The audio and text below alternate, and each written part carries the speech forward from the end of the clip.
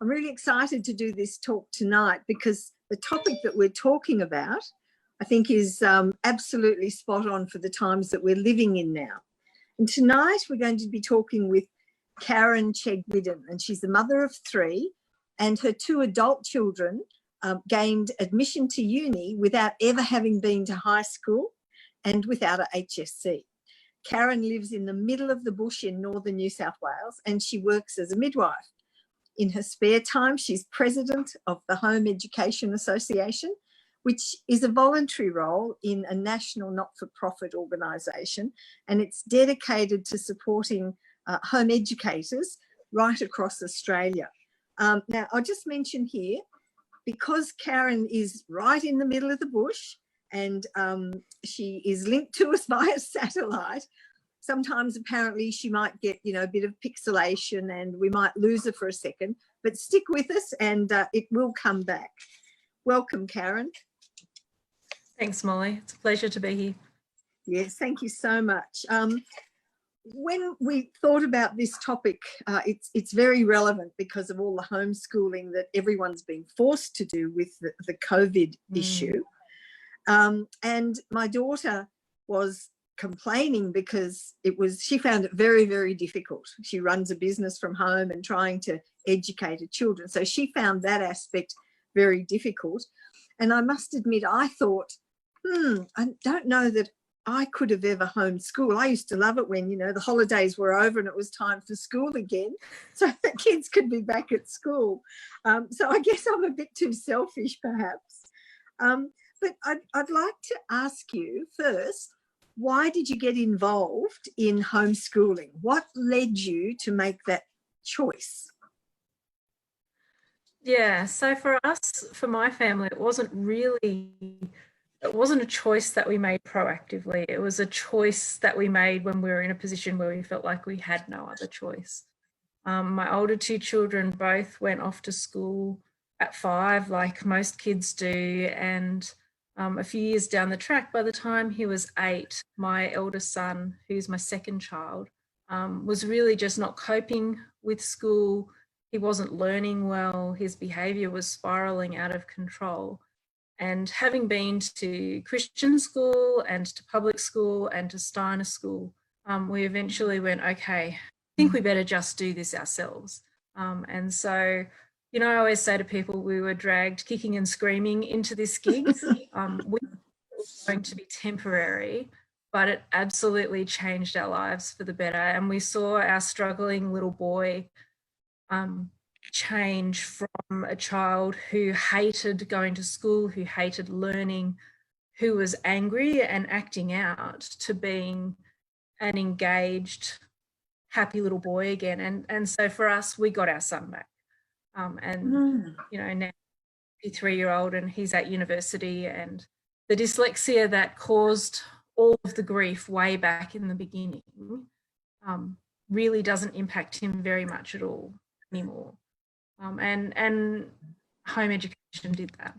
We did that. Yeah, that's very impressive. I think there's probably a lot of children that would benefit from that homeschooling if it's possible for people to do it. And I know that there's lots of kids with a lot of emotional issues at school these days. A lot of kids are medicated as well, which is tragic. So can you tell me a bit about home education and what's involved? Sure. So home education is where parents assume all of the responsibility for their child's education. So that means that you plan the lessons, you deliver the content, you do all of the teaching, you keep all of your own records. You are accountable in that you engage with the regulatory body in your state, and that's different in every state, but home education is legal in every state and territory in Australia. And so really it's just about the parents stepping up to the plate and saying, actually, I'm gonna do this. So yeah, you have all of that responsibility. You also bear all of the costs. So there are no tax breaks. There aren't really any allowances for home educated students. So if your child goes to school, they attract many thousands of dollars worth of government funding every year so that can happen. And when you opt out of that system, you opt out of that funding as well. Okay, so, well, it's a responsibility and an incredible commitment, isn't it, on the side of the parents? Is the curriculum is set, though? It's a set curriculum that you follow? Yeah, so that depends on where you live. In New South Wales, the regulations state that you're supposed to deliver a program that's based on the New South Wales syllabus. In most of the rest of Australia, you're not tied to any particular curriculum. Most of the rest of Australia really likes you to use the Australian curriculum through ACARA, but it's not mandatory. I don't think anywhere actually, like even, I think there's a few places that say, you know, this is what we really want you to do, but if you can show that you're delivering a high quality education for your child, then you can follow whatever curriculum you like. So and you could... How would you show that you have that you're giving your child a good education? How would that be shown? So you would need to show that you're covering all of the key learning areas. So the Australian curriculum has 8 key learning areas, and most of the states that say, okay, well, you don't have to use the Australian curriculum, but you need to cover these same subjects. If you can show that you're covering those same subjects in a different way, then that's usually okay. It's about showing that your child is learning, that they're making progress, that they're progressing through learning. So you might want to follow a Singapore maths program or a UK English program, or some people want to follow a Steiner program, and so they get the Steiner curriculum and they follow that. That being do more or less follow the Australian curriculum or a version of it. Yes, absolutely. It's really flexible, and I think that's one of the strengths. Just gives you the ability to tailor that education to your individual student in a way that just isn't possible in schools. Yes, yeah, absolutely. That's got to be probably the greatest advantage of doing it for the children, isn't it? So in your lesson plans, so what's involved? So you would get a Steiner program, and then that would be outlined of how you go about implementing it with your child, for instance, or maybe a UK. So you can just purchase an entire curriculum with lesson plans. You can basically purchase things that work like distance education curriculum. There are lots of curriculum suppliers out there to this market in Australia and around the world. So you can buy as much as you like. A lot of people buy things for some subjects and then design their own things for other subjects. So it's pretty common to have like a maths program that you follow, whether that's a textbook or an online program. Most home educators would just go, okay, that's a thing that we put in our budget, we pay for that. But you might write your own program following those curriculum guidelines for other things. Some people would do it for everything. Most of us do combinations of things. So, you know, if I was teaching my child who was maybe a year 2 child or year 1, year 2, you know, one of the really fun things that we did, so one of the lesson plans we put together was we studied this book called How to Make an Apple Pie and See the World. And it was so fun. We read the book, this gorgeous little picture book about someone who's going around the world collecting all the ingredients in the places where they're grown so that they can make an apple pie. At the end of the book, there's a recipe. And so we read that book every day. We learned about the countries that they visited. We made apple pies, and then we made other things. We went, well, you know, they went to France to get the eggs. So what else can we make that's French? And so we cooked some French food about France. And at the end, we wrote our own little story about how to make an apple pie and see Australia. And so in that lesson plan that I put together for my son, we learned English, we learned maths when we were doing all of the cooking stuff. We learned those good life skills, cooking and of course cleaning, because who wants a kitchen that's a disaster? As well as lots of geography and even a bit of history and some of the folk stories of those cultures, so you can weave it all together. And it's really very, very flexible as long as you're, looking back at those curriculums and going, well, because they're just general guides. They make broad statements, so they're not really prescriptive in the way that people think they are, the curriculum documents, and they're available for free on the internet. Anyone can get on and have a look at them. Oh gosh, okay. So if you had a child that had a bent towards science, for instance, you could plan a lot more science, some little experiments, do a lot more to accelerate even their learning in that particular area. Yeah, it's individual. It sounds marvellous, actually. And you might use that as a way in to get some sneaky learning in other subject areas in for your students. So if you had a reluctant writer who loved science, then you might be able to get them to write up their science experiment. They might write a journal about the science experiment. You can sneak that literacy, those literacy in there for them to do, even when they're like, no, I don't do writing. My youngest we'd be finished our work and we'd go out to the park and someone would say, oh, you off school today? And he'd say, no, I'm a homeschooler. And then someone said to him one day, so have you finished your lessons for the day? And he looked at them and went, no, I don't do lessons.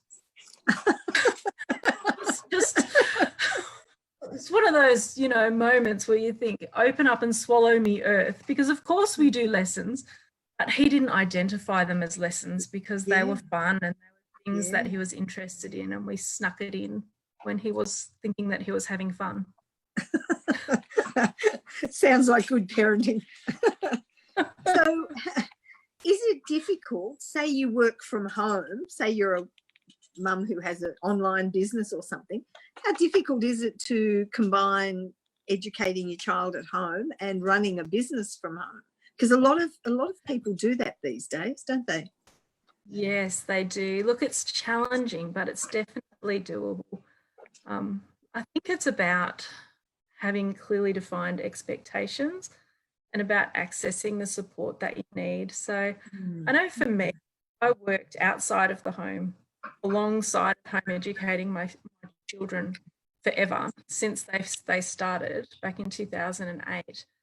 And that was just, it was a juggle, and I did permanent night shifts for a long time. My husband juggled his shifts that we could be there for the kids. We took it in turns.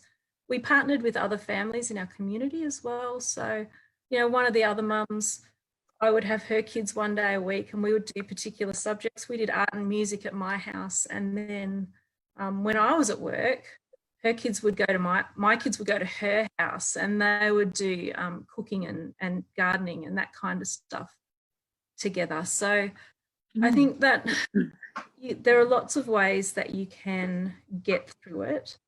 One mum that I was talking to recently talked about how it was just about, for her, it was like changing shoes.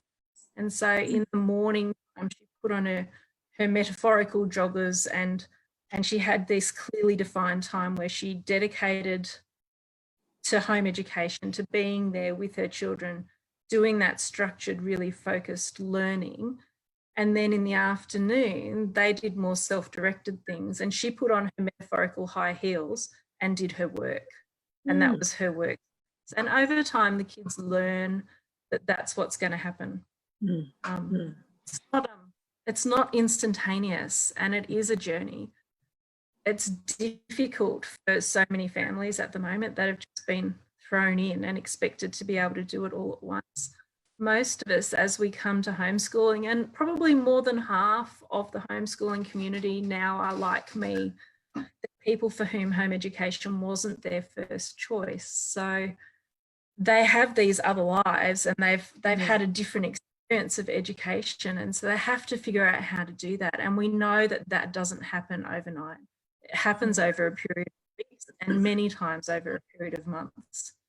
And the longer your child's been in school, the longer it takes to make that transition, to be a bit more of an independent learner, to find your purpose so that you can still get your work done as well as get your child's education done. Yeah, it would be a transition, wouldn't it, for everyone, Yeah, yeah. So when I think of homeschooling, I think of the isolation and the lack of social interaction. Do you, I mean, I know you just said your children would go to the other family. Is there a lot of that happens? I mean, is this a really nicely connected group of families that all homeschool and are in touch with each other? Yeah, there absolutely are. There are local community groups of homeschoolers in almost every community in every area of Australia at this point. We're a pretty social bunch, and we hardly ever spend all day around the table doing book learning like people imagine us. Like the stereotype is that you stay at home, you don't go out, you don't mix with people, you sit at the table, you do lots of book work. But the reality is completely different. So the reality looks like these are kids who go to drama groups and they have choirs and they go to science groups and they have all kinds of sporting events. I know in my district every year, except for this year because it hasn't been able to happen, but every year there's a sports carnival just like schools have. And so there's usually over 100 kids at that sports carnival, which is pretty good effort for a regional community. I think oftentimes there's so much on and we have so many things that we do together in groups. I think that home educated students, they go to art galleries and to museums and to all kinds of places to be learning in the community as well. Oftentimes the challenge is actually finding enough time to be at home to do any book work rather than not socialised at all. So, yeah, life's different for us at the moment too. We're all home a lot more than we used to be. Yeah, it is a different set of circumstances now, that's for sure. What would be a disadvantage you'd see of homeschooling, or is there any disadvantages to do it? I don't know that there are any disadvantages for the children. I think, they get this focused, individualised education where they're able to explore all kinds of things. It gives them the ability to, some people say that if the children had been in school, it would have been a learning difficulty, but since they were at home, it was just a difference and it never really became a problem. So you can overcome all of that kind of stuff. Kids can go as fast and as far as they want to. There's no limit to the number of subjects that they can do. You can do everything if you can fit it in. If you've got a really switched on learner, then you can do so much more than you would do in a traditional school. I don't know that there are any disadvantages for the kids at all. I think perhaps might have a smaller group of people from whom to draw their friends, depending on what your local home ed community is like. I think for families, the sacrifices are all made by the parents. So often the choice to home educate means becoming a one income family, and that's a really big sacrifice for a family to make. It's not a choice that some families can make just because of that reason, or you do what I did and you just try to do it all and you work alongside of your home education, but it's a lot of work. And so it's, whichever parent is primarily responsible for that home education, they're the ones that makes those sacrifices. They give their time, they give their talents. Like, you've got to do some preparation work. It doesn't just happen. You can't just tumble out of bed in the morning and pack a lunchbox and away you go. You've actually got to think, okay, what is it that we're doing today, and how are we going to get there? So yeah, there are, and it sounds like a big deal. And I think depending on how you were thinking, that it would probably be, that could easily be a disadvantage. But I think the reward at the end of that is that you have this connection with your child that is deep and that is strong. And your kids often have really good relationships with each other as well. They become really good friends. I know that I saw my children go from squabbling siblings to being best friends. And that's so great. You know, that was worth every time that I didn't get to sleep after night shift. For me, that's where the reward came. That's fantastic. Is different states have different rules, do they? Like if you wanted to do it in WA, it's very different to New South, or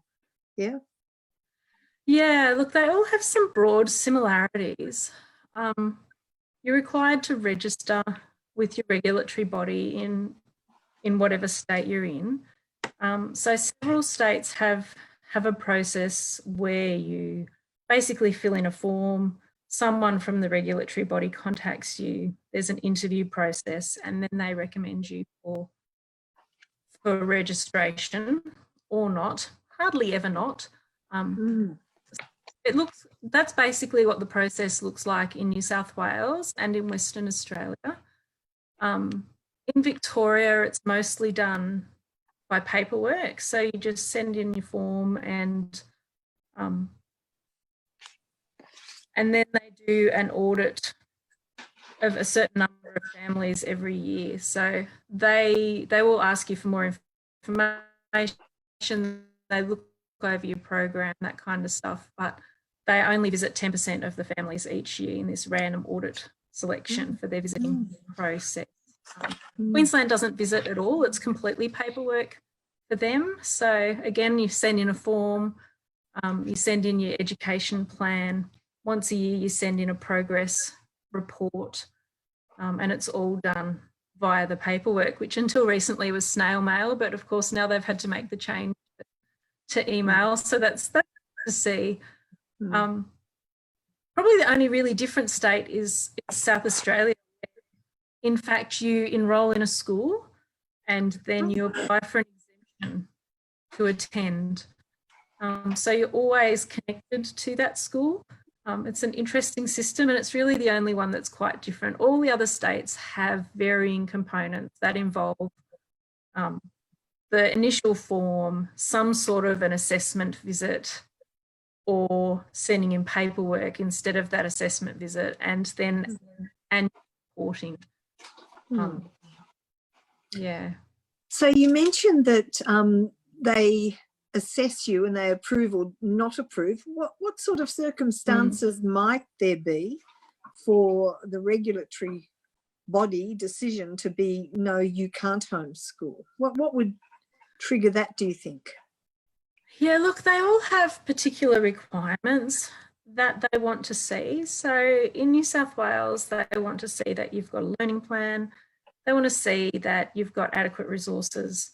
They want to see that you're providing a program that's based on those New South Wales syllabus outcomes.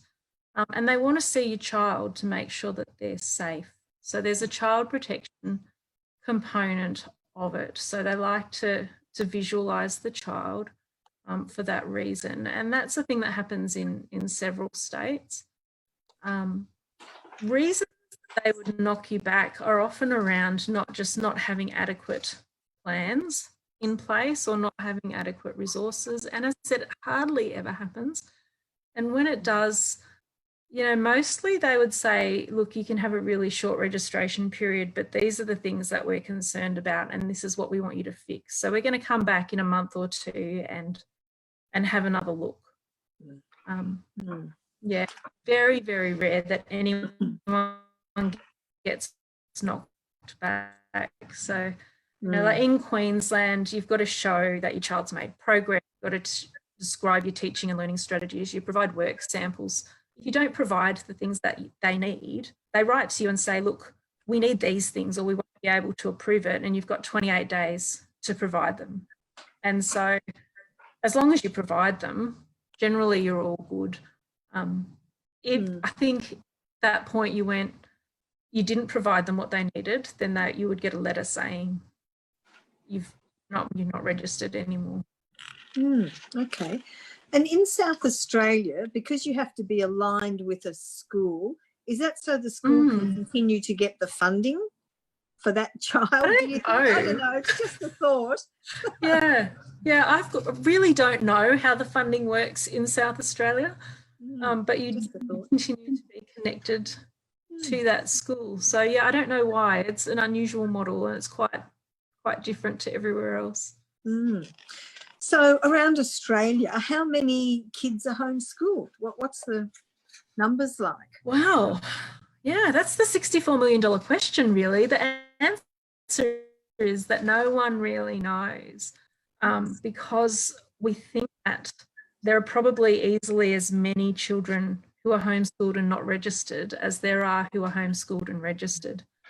So, our best guess would maybe 20,000 students. Oh, okay. So how can you homeschool but not register your child? I mean, is it not not law to go to school? It is a law. The law says that you must register or enrol your child, and it says that in every state. But we know that not everyone follows every law. Sometimes we drive our cars too fast, and that's a law, and we don't follow it. Sometimes people choose civil disobedience for whatever reason that they want.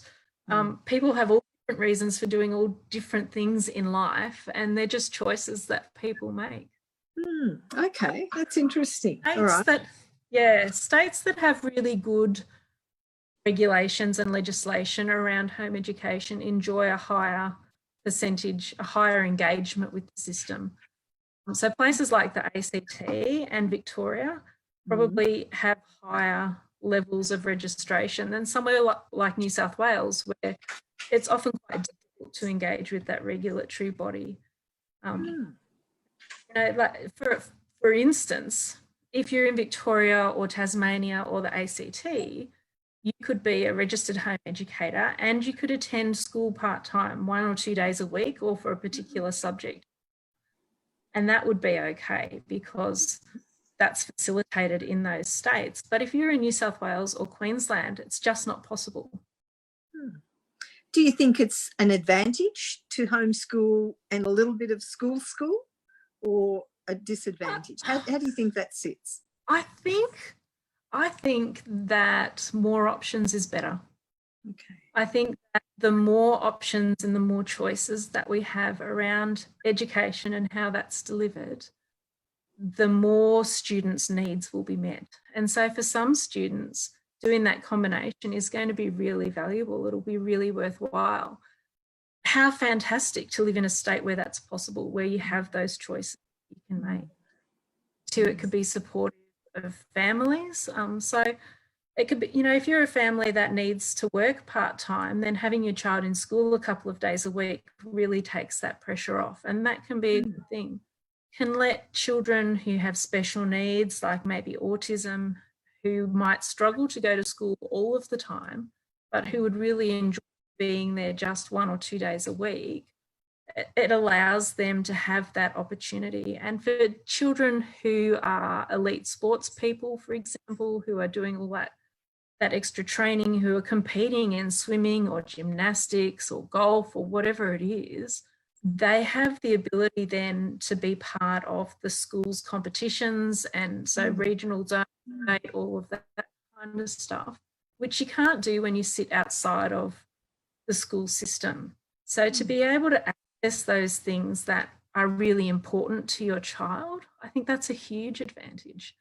I would love to see, coming out of COVID, more options, more choices for people around education. Wouldn't it be amazing if those were choices that all Australian families were able to make, not just those in a select few states? Wouldn't it be amazing if we could make other choices too? Like maybe we could have our students learning facilitated by teachers in a school, but that they didn't have to actually attend all of the time. Perhaps they could do some of their learning online from home on an ongoing basis and do some of it at school as well. Like, I think there are lots of different models out there around the world, and there are lots of possibilities. And the more choices we have, the more students' needs will meet. And when we meet the students' needs, we get better outcomes. Absolutely, yeah. It would make it a bit more individualised for the families and the child with their particular needs. Yeah, I think it's great. And perhaps coming out of COVID, that may be the trigger that makes some change happen. Certainly in a lot of ways it is, but also in the education. So a question that I want to know, because of my grandkids' ages, is it harder to homeschool like a kindy child? Because if they've never been to school, how hard is it to get them into a routine, because they're used to playing and having fun, and suddenly they need some structure around what they're doing? So is it more difficult for a younger child to get into it, or is it harder to keep an older child motivated and engaged in their work? Yeah, look, I think that it's easier. It's easier if you start from the beginning, because that child has no other expectations. They don't know what school's like. They haven't gone off and been separate from their parents and their family for all of that time every day of the week. And so much more natural. You know, you're your child's first teacher, and you teach them all kinds of things when they're little without even thinking about it. You know, we teach them how to talk and how to walk. We teach them good manners. We teach them to use the toilet, skills that will last a lifetime and still be useful. There's absolutely no reason why they can't learn many other skills and all of the things that we think of as formal education in a similar kind of way. And especially for a kindy kid, you know, an hour a day of formal instruction would be enough to cover the curriculum. Most of the learning that children of that age do can occur through play. And so it can occur in a really natural, exploratory way within their world, just by providing them with opportunities. I think when you come out of school, you've got particular expectations. Mostly you pull your kids out of school because school isn't going swimmingly well. It's not meeting your child's needs for some reason. And so that means that there's some difficulty there that you have to then overcome or undo. There's going to be some problems with that. So, yeah, I think probably the people who are smart enough to choose it from the beginning had an easier ride than someone like me. If you had your time over again, would you start at the beginning and not do school? Absolutely. At all? Yep. Yeah, absolutely. My only regret is that I just didn't have the courage to do it from the beginning. Why would that be? What was it that, did you think about it? Yeah, we did. We knew people who were homeschooling and we thought about it. It seemed like a really big decision at the time, and we didn't want our kids to miss out on anything. And so we really were like, you know, parents, they just want the best for their kids. And it was difficult for us to conceptualize that the best for our kids wasn't going to look like our own childhoods had looked. And it was absolutely possible for them to go to sports carnivals and be in musicals and have friends and do all of the things that we really liked about school. We just couldn't get our heads around it. And I think, you know, you kids and you learn as you go along. I think, we were just scared, and we made it bigger. We made it bigger than it was. What if I mess this up? What if I ruin my child's life? What if it's the wrong decision? And the answer, of course, is that the school is always at the end of the street still. And if it's the wrong decision, then you simply make a new decision. But it takes a few years of growth as a parent to realise that. I think, you know, when we're just starting out and our kids are little, not all of us get that. You do the best that you can with what you've got at the time. And exactly. It's easy to look back and say that's what we could have done differently, but at the time you make your decisions based on the knowledge you've got.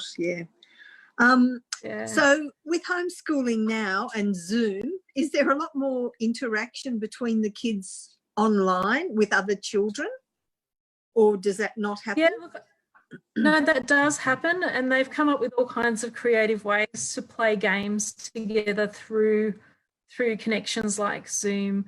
You know, playing board games at both ends of the screen, and card games and Dungeons and Dragons and all kinds of things that they're getting together to do that they used to do together in person. Absolutely, it's not the same, I don't think, but these guys, the kids, they're natives to this technology. This is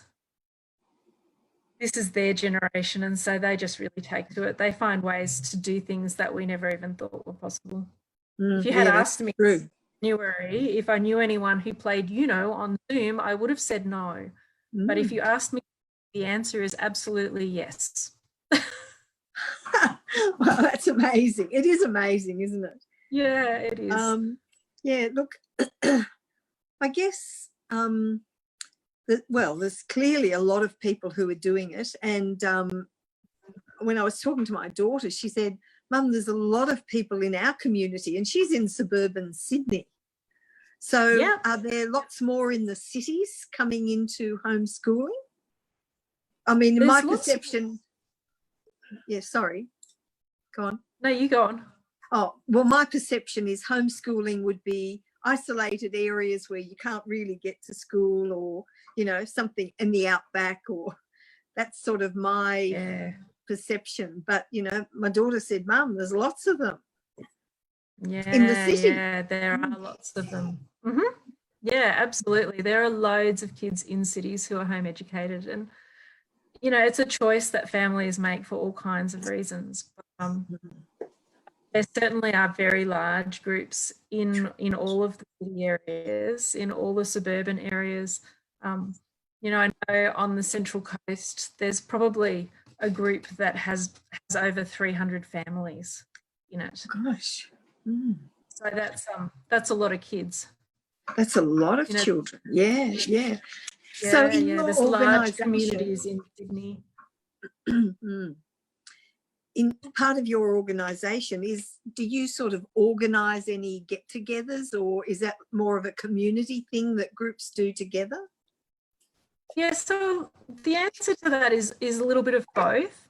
So it's a community thing that groups do within their local community. So when my kids were high school aged, I really wanted them to have that group of high school aged kids. And so we started a high school group, and we went on excursions, and we went paddling on the lake, and we did all sorts of amazing things. And we got together at least once a month, but often lots of other times. And so I coordinated all of those things, and the kids all came.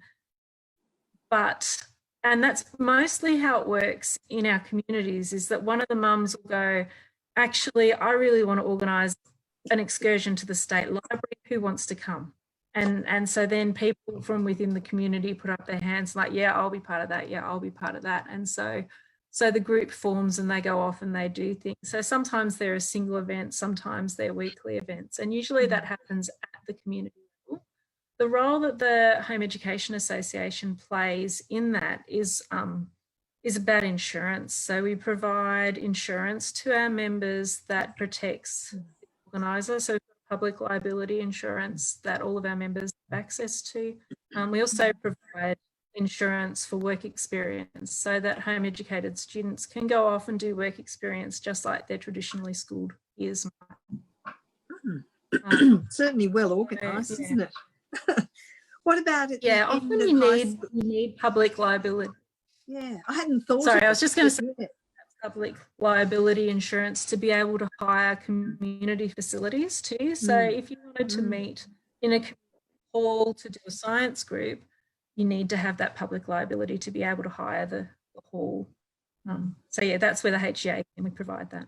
Okay, and you give that to the groups, as a member. Yeah. What about the end of high school? How do these homeschool kids sit exams, or do they sit exams? Do they go in and join the mob and sit down for the HSC, or? No, mostly they don't. In some states, it's kind of almost possible. In In South Australia, in senior high school, you can sign on to do your SACE through the distance education provider there. And so those kids would then do their exams and do all the stuff like everyone else does. But I don't think anywhere else that that's actually possible. So if you home educate, you don't get a VCE or a HSC or whatever your leaving certificate is called in the state where you are. So you need to find an pathway, and there are lots and lots of those. So lots of kids go to TAFE. Would be their senior high school years. Often from about 15, home educated students start to move into TAFE, doing subjects of their choice, doing things that they're interested in. Sometimes they can do a certificate or a diploma through another registered training organisation, something within their community. So I know my eldest to my daughter did a certificate in music performance through the local conservatorium, and then got into a music degree on the basis of that plus an audition. No HSC, no exams. My son, a certificate 3, certificate 4, can't even remember anymore, in laboratory technology through TAFE, and was accepted into a sports science program at university on the basis of that qualification. He didn't take that place, and he then went and did a program through Newcastle University for students aged between 17 and 21 who don't have HSCs. And so he did that and got a better mark, and then got into the university of his choice doing the same course. I know people who have done the STAT exam, so you can just pay a fee and do a STAT test. You can sit for the SATs by paying a fee through the United States. They're often accepted.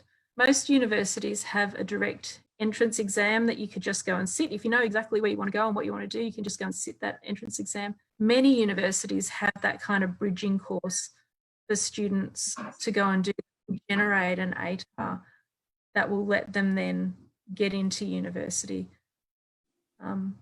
Yeah, there's lots of ways. Most of them, all of them, less stressful than the end of year 12 exams that we put our children through. Yes, I've always thought that was a little insane, actually, to put that sort of pressure on kids. Yeah. Okay, it sounds fantastic. Doesn't sound like there's a lot of disadvantage to me, except perhaps for the parents. But I think for the child, it sounds really advantageous. Yeah. We'll, Karen, thank you. We'll stop here because I think we're just about out of time, but I wanted to thank you very much. It's a very interesting topic. And where do parents, we'll finish on, tell me where parents go. What's their first step if they want to homeschool? Who do they call? You know, where do they connect? So we've got a helpline. They can call the Home Education Association. So they can call our helpline, which is 1300. Or now I'm testing myself. I will look at it to make sure that I get it wrong, because someone will have words to say about that. That's going to come up in front of me in 1 second. 1300 72 991. So that's our helpline. It's a free service that we provide to the community. And anyone who has questions about home education, wanting to know how they start, what they need to do specifically, where they are, if they've got particular questions around registration or just anything homeschooling, you can call that number between 9 a.m. and 9 p.m, I think 5 days of the week, and talk to an experienced home educator who's been there. So that's a really good place to start. There's lots and lots of information on our website. So if you go to hea.edu.au, You can have a look there. You can see a brief overview of what the regulations are, but you can also see lots and lots of resources. So I've got a page of free resources that you can find to support your learning all around the internet, because there's so much stuff out there. And at the moment, there's loads of stuff that's free. Lots of companies have made things free during the COVID lockdown. So, you know, if you've got it at home and you're really struggling with that, get on there and have a look at that free stuff. That's for everyone. Yeah, that's good advice. Yeah. One of the other services that the HEO provides to members is discounted subscriptions to educational programs. So, you know, anyone who's interested can join. They can buy those programs for their kids then at a really good discount. So I would start there. Okay. All right. Lots of support groups on Facebook and all of that kind of stuff. There's Home Education Australia community page has got thousands of home educators, newbies, old hands, all there kind of chatting together and sharing resources and saying, hey, look, I found this thing. So that would be a good place to connect to. Okay. All right. Lovely. Karen, thank you so much for your time. I really appreciate it. And I've certainly learnt quite a bit tonight. So I thank you very much. Thanks, No Karen. worries at all. Good night. Thanks so much. Bye-bye. Thanks, everyone, for joining us. I hope you've gained as much information as I have from this talk with Karen.